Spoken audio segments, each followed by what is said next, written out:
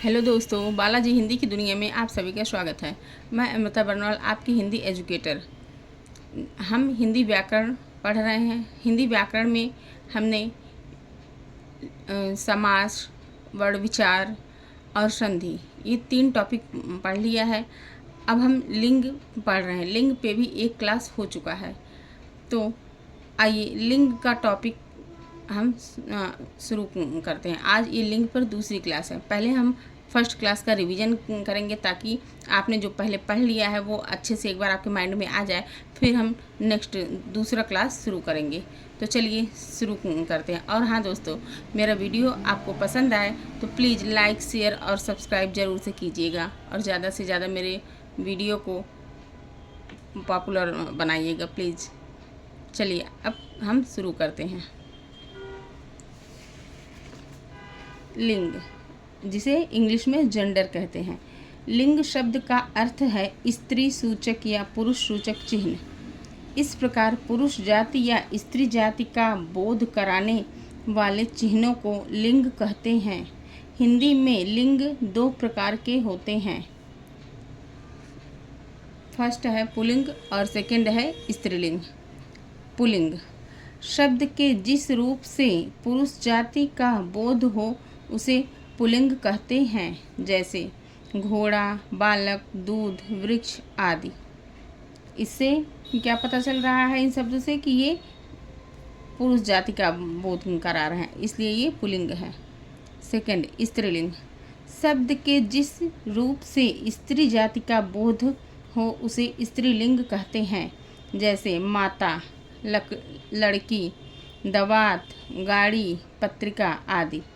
इसको जैसे हम अगर वाक्य में यूज करके देखें इन शब्दों को, तो माता का यूज जैसे माता आ रही हैं, लड़की गाड़ी चला रही है। तो यहाँ चला रही है जो क्रिया है वो स्त्रीलिंग की है। माता आ रही हैं भी स्त्रीलिंग। अगर कोई लड़का होता यहाँ पे तो होता, जैसे अगर माता का पिता यहाँ पे हम रख दें तो हो जाएगा पिताजी आ रहे हैं। तो इससे हमको साफ पता चल जाता वाक्य में प्रयोग करने से भी कि ये स्त्रीलिंग में है या पुल्लिंग।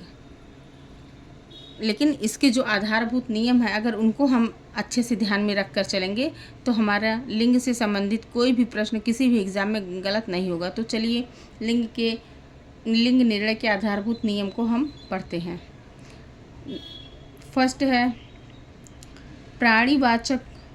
प्राणीवाचक संज्ञाएं यदि पुरुष का ज्ञान कराएं तो पुल्लिंग और स्त्री का ज्ञान कराएं तो स्त्रीलिंग होती हैं, जैसे पुल्लिंग, स्त्रीलिंग। पुल्लिंग में है छात्र, स्त्रीलिंग बन गया छात्रा। पुल्लिंग में है लड़का, स्त्रीलिंग में लड़की। पुल्लिंग में है चाचा, स्त्रीलिंग में चाची। पुल्लिंग में है पिता, स्त्रीलिंग में माता। नंबर 2 है कुछ प्राणीवाचक संज्ञाएं जो प्रायः पशु, कीट आदि हैं, पुरुष या स्त्री दोनों का ज्ञान कराने पर भी नित्य पुल्लिंग या नित्य स्त्रीलिंग होती हैं।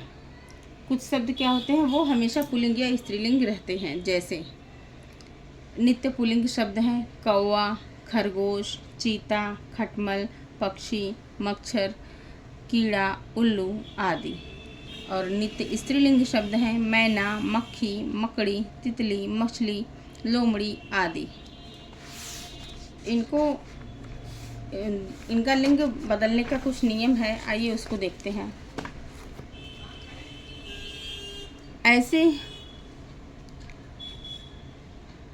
ऐसे शब्दों का लिंग परिवर्तन करते समय नित्य पुल्लिंग शब्दों के साथ मादा लगाना पड़ता है तथा नित्य स्त्रीलिंग शब्दों के साथ नर शब्द लिखा जाता है।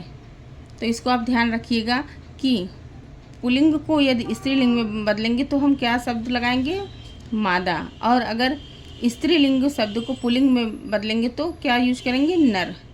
जैसे नर कोयल, कोयल हम सभी जानते हैं कि स्त्रीलिंग है, लेकिन उसको पुल्लिंग बनाने के लिए उसके आगे क्या लगाना पड़ा हमें, नर। उल्लू, उल्लू भी हम जानते हैं कि ये नित्य पुल्लिंग है, लेकिन इसको स्त्रीलिंग बनाने के लिए इसके सामने मादा शब्द का प्रयोग करना पड़ा। नंबर 3 है प्राणियों के समूह का बोध कराने वाली संज्ञाएं व्यवहार के अनुसार कुछ पुल्लिंग तथा कुछ स्त्रीलिंग हैं, जैसे पुल्लिंग में है समूह, परिवार, समाज, कुटुंब, दल आदि। स्त्रीलिंग में है सेना, भीड़, संसद, सभा, टोली आदि। नंबर 4 है कुछ प्राणीवाचक शब्दों का प्रयोग केवल स्त्रीलिंग में ही होता है, जैसे सती, सुहागन आदि। ये शब्द क्या है? हमेशा ये स्त्रीलिंग में ही केवल प्रयोग होते हैं। नंबर 5 है कुछ पद बोधक शब्द उभयलिंगी होते हैं। उभयलिंगी का अर्थ क्या है? कि ये दोनों लिंग में होते हैं, पुल्लिंग और स्त्रीलिंग दोनों में होते हैं। अर्थात पुरुष के लिए प्रयोग किए जाने पर पुल्लिंग तथा स्त्री के लिए प्रयोग किए जाने पर स्त्रीलिंग माने जाते हैं। जैसे राज्यपाल, राज्यपाल जैसे अगर कोई महिला राज्यपाल हैं तो उनके लिए भी यूज होगा, और यदि कोई पुरुष हैं राज्यपाल तो उनके लिए भी यूज होगा। इस वर्ड में कोई भी परिवर्तन नहीं होगा। इन सभी वर्ड में राज्यपाल है, प्रधानमंत्री, राष्ट्रपति, मुख्यमंत्री आदि। नंबर 6 एक ही वस्तु के पर्यायवाची अलग अलग लिंगों के हो सकते हैं। ध्यान दीजिएगा दोस्तों कि एक ही वस्तु के पर्यायवाची अलग अलग लिंग के भी हो सकते हैं। जैसे शरीर जो है वो पुल्लिंग में आता है, लेकिन शरीर का ही पर्यायवाची काया स्त्रीलिंग सब में आता है। चित्र पुल्लिंग है, लेकिन इसी का पर्यायवाची तस्वीर स्त्रीलिंग है। ग्रंथ पुल्लिंग है, लेकिन इसका पर्यायवाची पुस्तक स्त्रीलिंग है। नेत्र पुल्लिंग है, लेकिन इसका पर्यायवाची आँख स्त्रीलिंग है। पत्र पुल्लिंग है, लेकिन इसका पर्यायवाची चिट्ठी स्त्रीलिंग है। तो ये रहा दोस्तों फर्स्ट क्लास का रिवीजन। चलिए आज हम सेकंड क्लास को पढ़ते हैं। तो आज का जो हमारा क्लास है उसमें हम पढ़ेंगे पुल्लिंग की पहचान, कि पुल्लिंग को हम कैसे पहचानेंगे, उसकी पहचान के क्या क्या नियम हैं, या कौन कौन से शब्द पुल्लिंग में आते हैं, कौन कौन से शब्द अपवाद में हैं।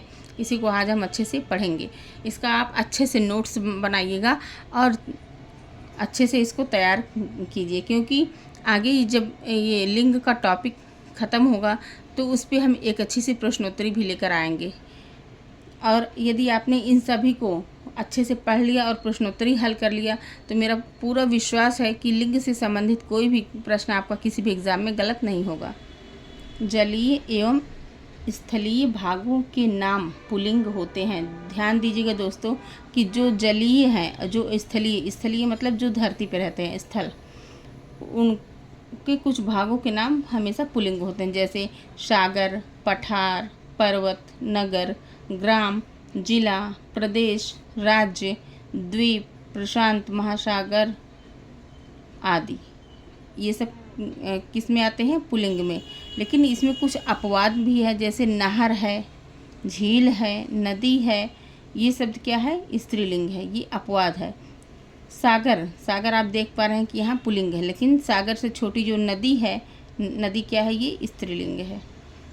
वृक्षों के नाम पुल्लिंग होते हैं, जैसे शीशम, पीपल, अशोक, अखरोट, अनार, केला, आम आदि। इन सभी वृक्षों के नाम क्या होते हैं?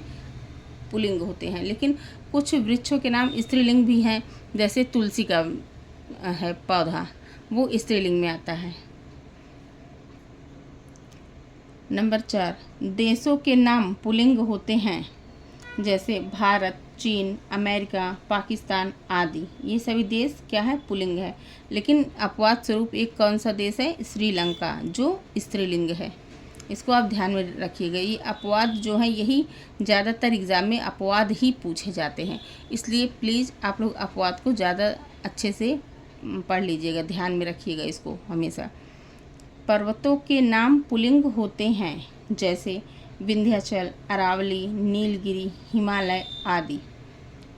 नंबर 6 ग्रहों के नाम भी पुल्लिंग होते हैं, जैसे सूर्य है, मंगल, बुध, बृहस्पति, राहु, शुक्र, केतु। लेकिन एक ग्रह है जो स्त्रीलिंग है, अब वो है अपवाद में। कौन सा ग्रह? पृथ्वी। पृथ्वी क्या है? ये ऐसा एक अकेला ऐसा ग्रह है जो स्त्रीलिंग है, बाकी सभी ग्रह पुल्लिंग हैं। द्रव पदार्थों के नाम पुल्लिंग होते हैं। जो लिक्विड हैं, जो द्रव हैं, उनके नाम भी क्या होते हैं? पुल्लिंग। जैसे पानी, तेल, दूध, घी, शरबत, सिरका आदि। लेकिन अपवाद स्वरूप जो है चाय और लस्सी, ये जो है क्या है, स्त्रीलिंग है। ये चाय तो कई बार एग्ज़ाम में पूछा गया शब्द है, इसको आप अंडरलाइन कीजिएगा और अच्छे से ध्यान में रखिएगा। नंबर 8, रत्नों धातुओं के नाम पुल्लिंग होते हैं, जैसे मोती, मूंगा, माणिक, हीरा, ये क्या है, पुल्लिंग है।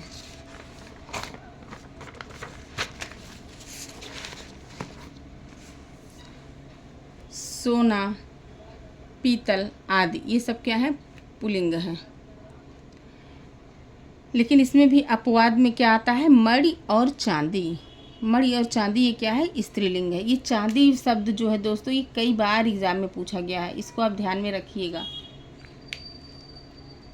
नंबर 9, अनाजों के नाम पुल्लिंग होते हैं, जैसे चना, चावल, गेहूँ, जौ, बाजरा, मक्का आदि। ये सभी अनाज क्या है, पुल्लिंग है। लेकिन अपवाद में कौन कौन सा अनाज है, ज्वार और जई, जो कि स्त्रीलिंग में आता है। नंबर 10, शरीर के अंगों के नाम पुल्लिंग होते हैं, जैसे हाथ, पैर, मुंह, दांत, सिर, कान, घुटना, माथा आदि। लेकिन अपवाद स्वरूप सबसे ज़्यादा अपवाद आप देख पा रहे हैं कि शरीर के अंगों के ही हैं, जैसे नाक, आँख, जीभ, जांघ, कलाई, कांख, चमड़ी, पलकें, एड़ी, ये सभी क्या है, अपवाद में है, ये सभी स्त्रीलिंग है। वर्णमाला के अक्षर पुल्लिंग होते हैं। वर्णमाला के सभी अक्षर क्या होते हैं, पुल्लिंग, जैसे अ आ, उ ओ, ए ऐ ओ औ, क ख ग घ च छ ज झ आदि। लेकिन अपवाद स्वरूप 3 वर्ण ऐसे हैं जो स्त्रीलिंग में आते हैं। कौन कौन से, ई और री, ये तीनों क्या हैं, स्त्रीलिंग।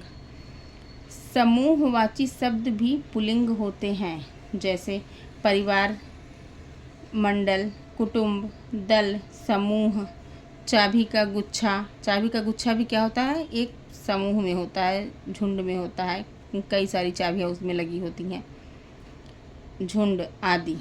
लेकिन अपवाद स्वरूप भी इसमें है, जैसे भीड़, सेना, कक्षा, ये सभी हैं समूह में, लेकिन ये स्त्रीलिंग शब्द हैं। इसको आप ध्यान रखिएगा कि भीड़, सेना, कक्षा, इसमें से जो सेना शब्द है, भीड़ शब्द है, ये कई बार एग्ज़ाम में पूछा गया है।